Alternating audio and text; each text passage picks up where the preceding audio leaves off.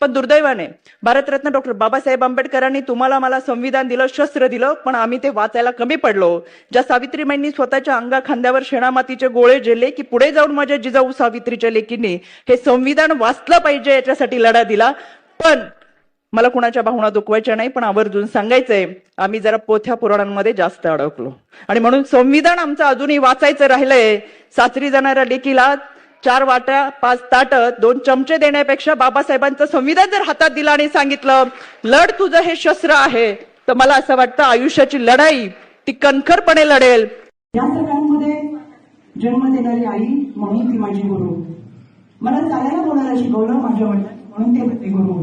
पण मी कोण आहे, माझा जन्म कशासाठी झाला, मला जन्मात येऊन करायचे का हे सांगणारे गुरु माऊली तुम्ही, म्हणून मी तुमच्या समोर उभी आहे. आज मी जे काय आहे, रुपाली चाकणकर म्हणून जे काही करत आहे ते माझं सारं अस्तित्व तुमचं आणि या गुरु माऊलीचं आहे.